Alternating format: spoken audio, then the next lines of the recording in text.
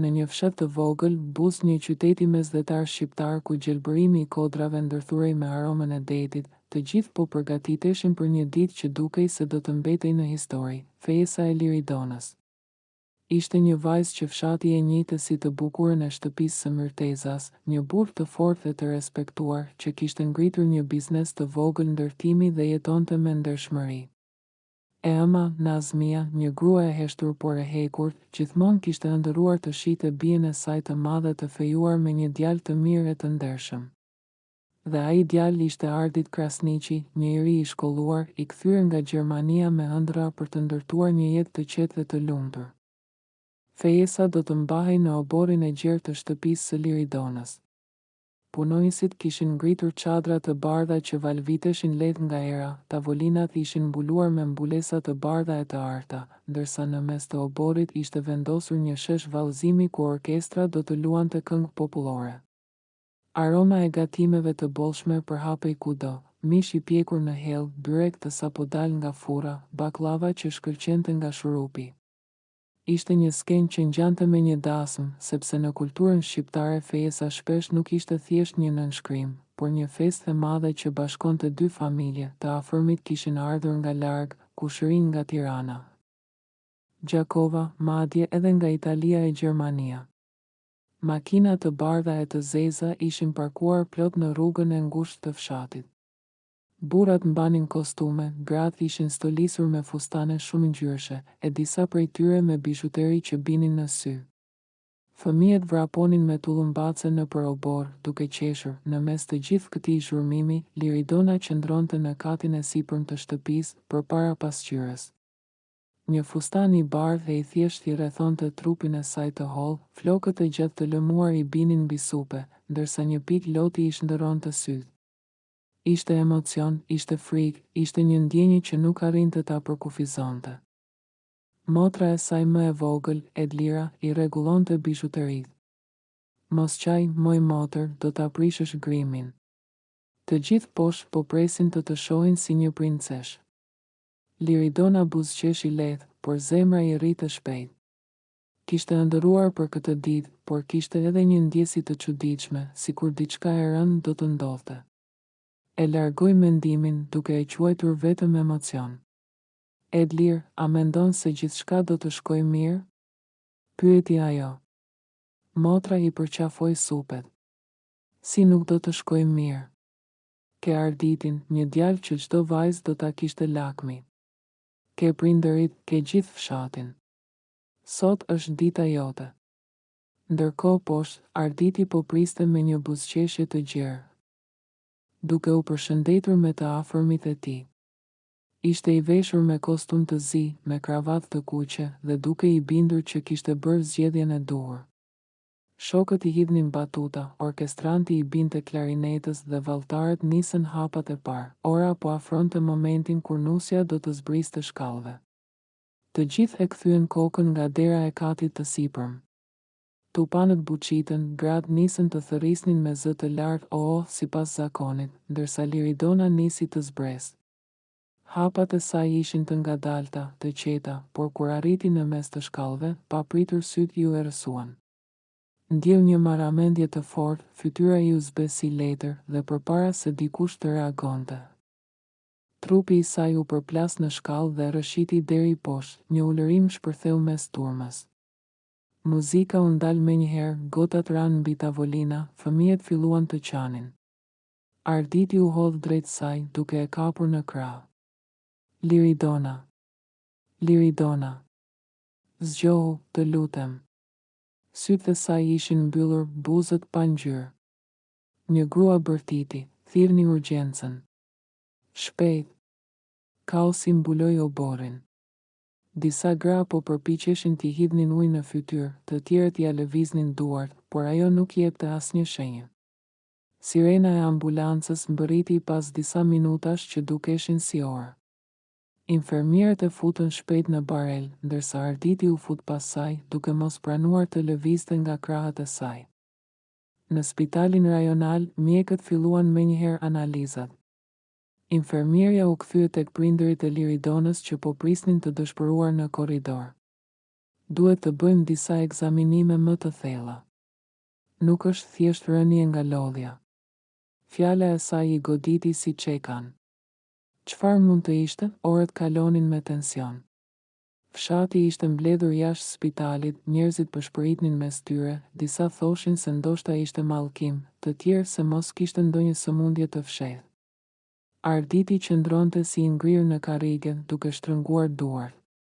Unë nuk e lë, do të pres derisa të më thonë çfarë ka, përsëriste pa pushim, pas një kohe që dukej e pafundme. Dera e sallës u hap. Mjeku kryesor, një burr në të 50-tat, doli me një fytyrë të rënë. Na duhet të flasim, tha. Ata e ndoqën në zyrë. Ai u ul dhe filloi të fliste ngadalë. Analizat tregojnë diçka shumë të pazakonë. Nuk është lodhje, nuk është problem zemre. Ne kemi gjetur një substancë në gjakun e saj që nuk duhet të ishte aty. Prindërit u shtangën. Çfarë doni të thoni?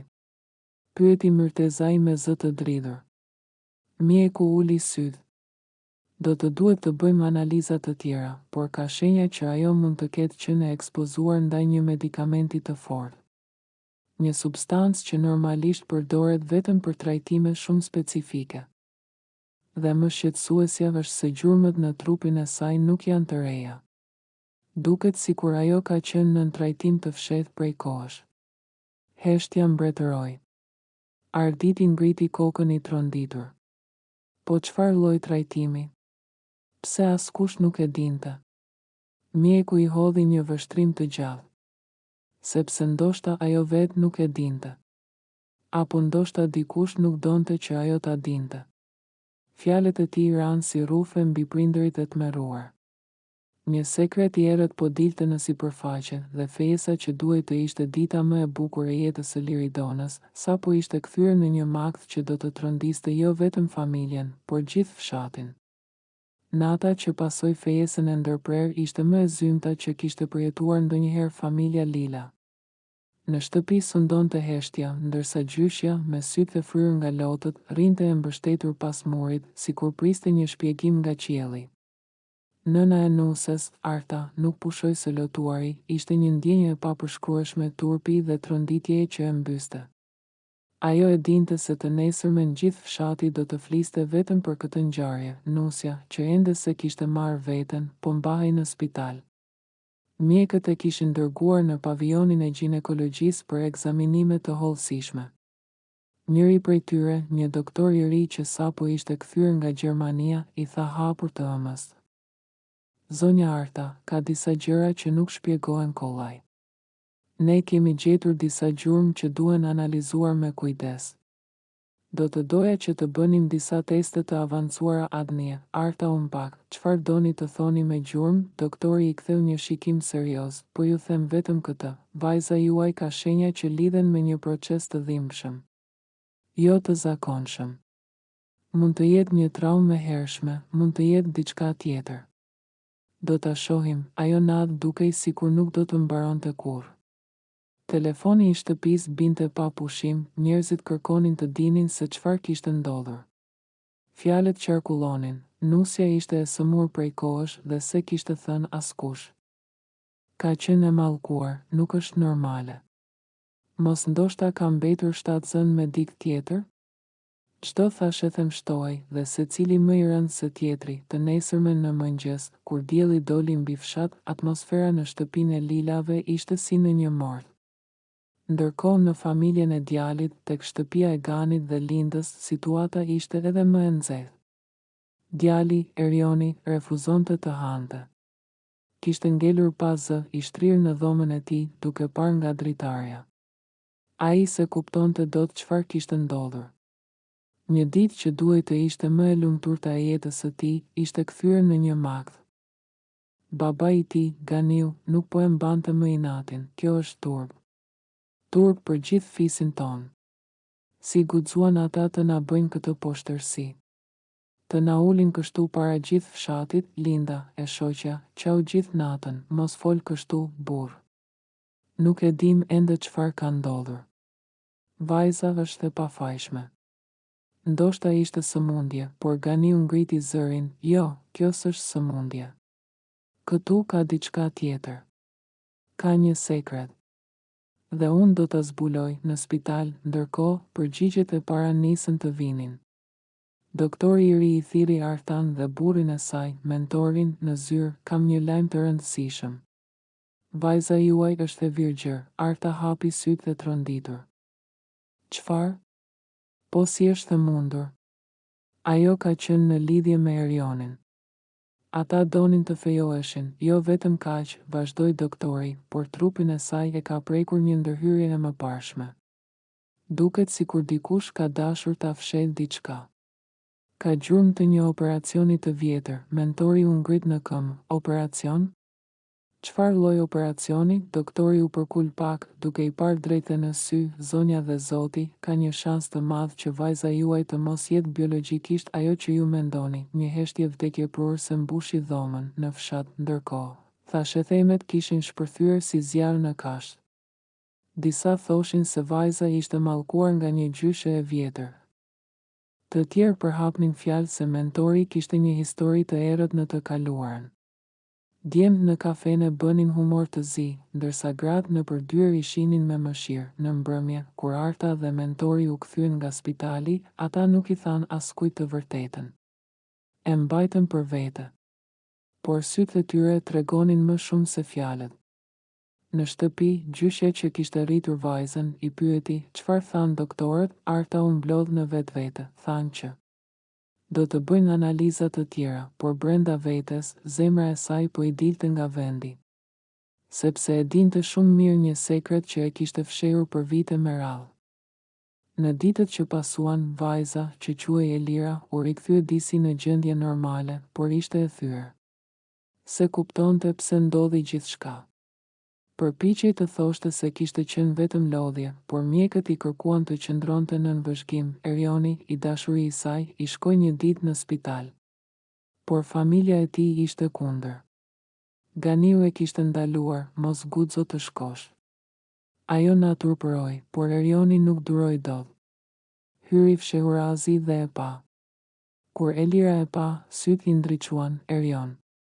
Ti erdhe, ai ju afrua dhe i mbajti dorën. S'më intereson çfarë thon njerëzit.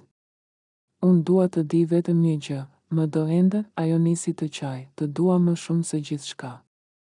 Por, kam frikë. Ka diçka që as vetë nuk e di. Erioni e puthi në ballë dhe i premtoi, do e zbulojmë bashkë.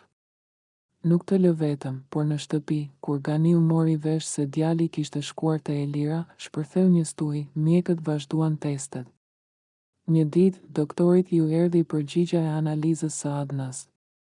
Dhe ajo që lexoi e la pa frym. Vajza nuk përputhej me gjakun e Artas dhe mentorit, ajo nuk ishte biologjikisht vajza e tyre. Kur doktori u tha këtë, Arta u shem përdhe. Mentori, nga ana tjetër, nuk foli asnjë fjalë. Ai e dinte. E dinte prej kohësh.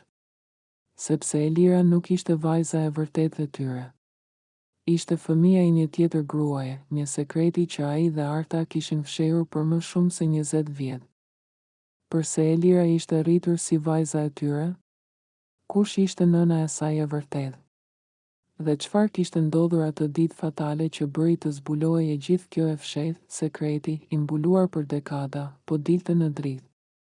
Dhe me të do të shkatëroheshin jo vetëm 2 familje, por edhe vetë qetësia e fshatit që s'kish parë kurrë një dram të tillë. Në mbrëmjen kur doktori u komunikoi të vërtetën, spitali u kthye në një skenë tragjedie. Arta, e shtrirë përdhem, bërtiste me zë të ngjirur, ndërsa mentori rinte i mpir me shikimin bosh. Doktori s'po u beson të syve, sa më shumë i shite, aq më e qartë bëhej se këta 2 prindër nuk ishin thjesht viktima të një gabimi biologjik, ata fshehnin një të kaluar të errët. Zonja Arta, zotëri mentor, tha doktori duke i parë me ton të prerë. E keni të detyrueshme të na tregoni çfarë dini. Nuk është thjesht një çështje private. Nëse vajza nuk është biologjikisht e juaja, atëherë kemi të bëjmë me një histori shumë më serioze. Mentori u ngrit, nuk është vendi, doktor. Ka gjëra që nuk duhen thënë kurrë. Arta nisi të qante më fort. Jo, mjaft. Nuk mund të vazhdojmë më me këtë gënjeshtër. Është koha që e vërteta të dalë. Atë natë, kur u kthyen në shtëpi, Arta i mblodhi të gjithë në dhomën e madhe. Gjyshja, që ishte gjithnjë e pranishme, u ul pranë xhakut, ndërsa Elira, ende e dobët, erdhi e shoqëruar nga një infermiere. Të gjithë prisnin me zemër të ngrirë. Arta nisi të flasë: "Elira, bia ime. Ose më mirë, bia që unë të kam rritur si të ishe gjaku im. Ti duhet ta dish të vërtetën." Ajo u ndal, mori frym thellë dhe vazhdoi: "Ti nuk je fëmia im. As i mentorit." Në atë çast, dhoma u mbush me një zhurmë të tmerrshme, ulërima, ofshama, mallkime të gjyshes që nuk i mbante dot lotët. Elira u ngrit në këmbë, fytyra e saj u zbardh. "Çfarë po thoni?" Mentori më në fund foli: "Kur ishim të rinj, kishim një mike të ngushtë. Quhej Valbona. Ajo mbeti shtatzën jashtë martese dhe askush nuk e pranonte. Babai i saj e rrite, nëna e saj e përzuri nga shtëpia. Ishte vetëm, e mirë dhe s'kishte ku të shkonte." Arta vazhdoi rrëfimin, me zërin që i dridhej. "Kur lindi fëmijën, ishte në prag të vdekjes. Ma la mua në krah dhe tha: ta jap ty, rrite ti, se unë s'kam më fuqi." Dhe atë natë ajo ndëroi jetë. Mentori ndërhyri: "Vendosëm që ta mbajmë sekret. E rritëm si vajzën tonë. Askush nuk duhej ta dinte. Ishte më mirë për ty, menduam." Elira filloi të qesh histerikisht: "Më mashtruat gjithë jetën. Më bëtë të jetoj në një gënjeshtër. Kush jam unë atëherë?" Lajmi u përhap brenda pak orësh. Fshati u ndez. Tani nuk ishte thjesht një histori fejesash të prishura, por një mister i madh, vajza që s'ishte vajza e prindërve të saj. Në kafene, burrat filluan të përmendnin emra: "Mos vallë është bia e dikujt tjetër, e marr Fshehurazi." Kush ishte kjo Valbona, nëna e Erionit? Linda nuk e mbante dot më veten. Shkoi Fshehurazi te spitali dhe e takoi Elirën. "Bi, mos u dëshpëro. Nuk është faji yt. Të dua siç je." Por Elira i tha me lot: "Erioni nuk do më dojë më. Askush nuk do më pranoj. Jam vetëm një e panjohur." Linda e përqafoi: "Do të shohim. E vërteta s'duhet të marrë dashurinë." Por Ganiu s'pranoi kurrë. Në një mbledhje familjare, ai tha me zë të lartë: "Nuk dua më të dëgjoj për këtë fejes. Mjaft me turpin. Djali im nuk do të martohet me një vajzë pa mbiemër, pa rënjë, pa gjak." Këto fjalë ranë si thik në shpirtin e Elirës dhe Erionit. Dy të rinj që kishin ndëruar një jetë bashkë, tani ishin të ndarë nga një sekret i kaluar që se kishin kërkuar kurrë. Ndërkohë, mjekët zbuluan edhe një detaj tjetër tronditës: gjurmët e operacionit në trupin e Elirës tregonin se dikur dikush kishte tentuar t'i hiqte një fëmijë. Ky fakt i ri i hapi një plag tjetër. Kush ja kishte bërë këtë? Kur? Dhe pse ishte fshehur? Elira nisi të ketë ëndra të çuditshme, kujtime të mjegullta nga fëmijëria. Një figurë gruaje që e përqafonte, një zë që i pëshpëriste: "Mos u tremb, bi. A ishte kjo Valbona? Apo dikush tjetër?" Një mbrëmje, kur të gjithë ishin të tronditur, në derën e shtëpisë së Lilave trokiti një grua misterioze. Kishte fytyrë të mbuluar me shami dhe sytë i dridhnin: "Jam dikush që duhet të flas me Elirën."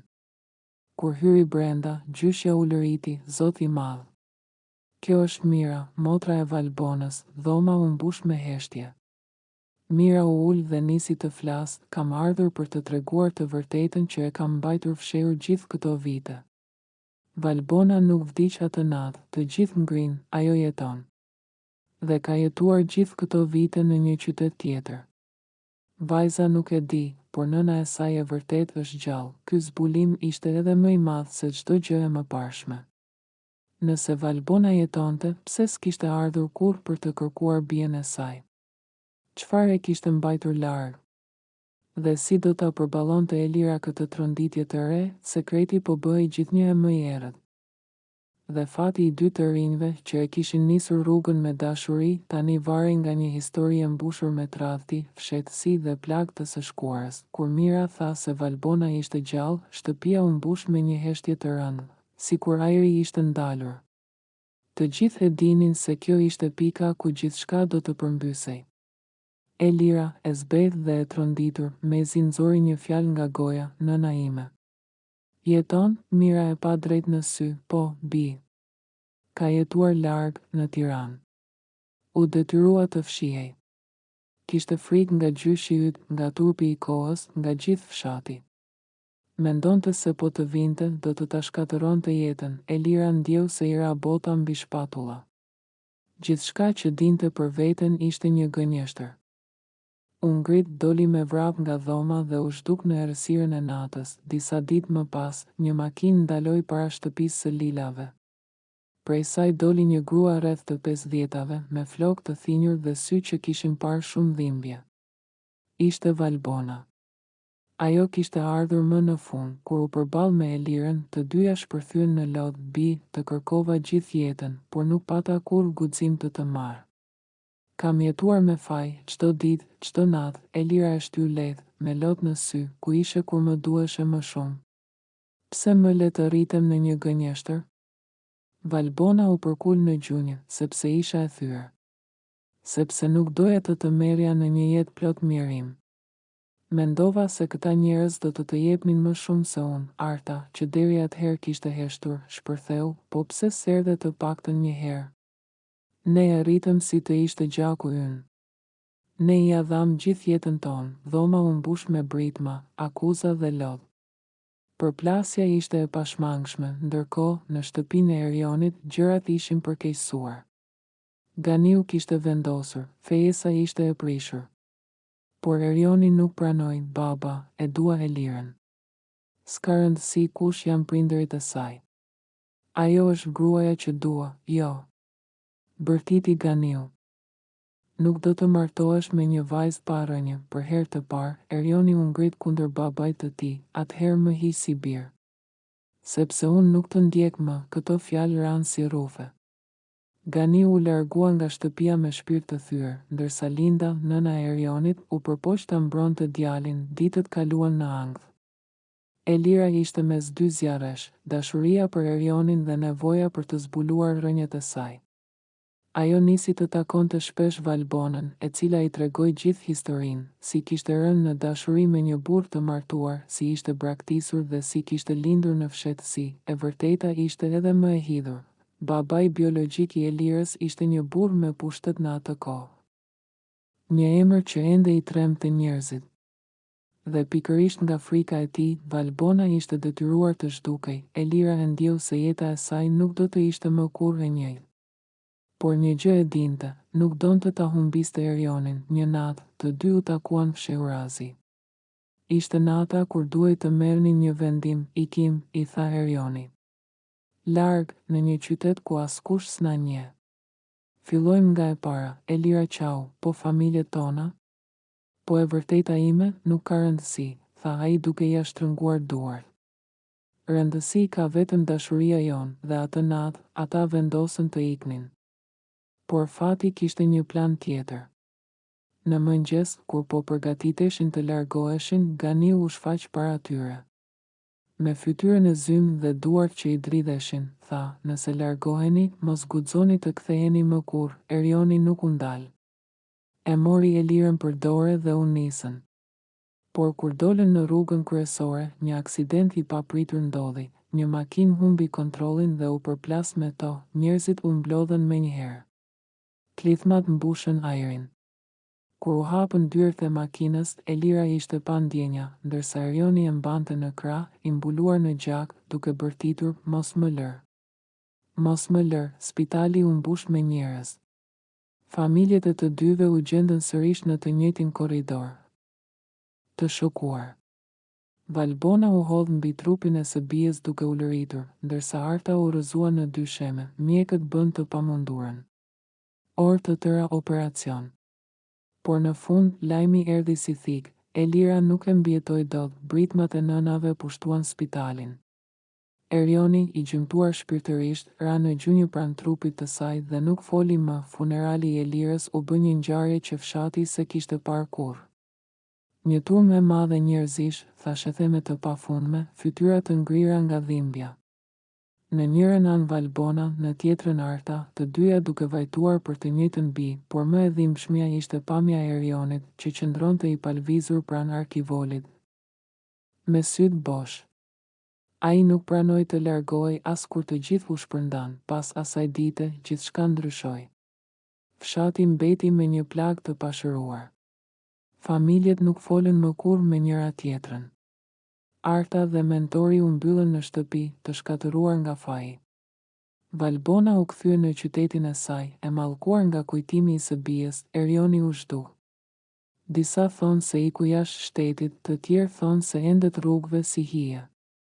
Askush nuk e pa më, e vetmja gjë që mbeti ishte kujtimi i një dashurie që nuk arriti të mbjetonte. Një fejes që duhej të sillte gëzim, u kthye në një tragjedi që do të kujtohej për breza.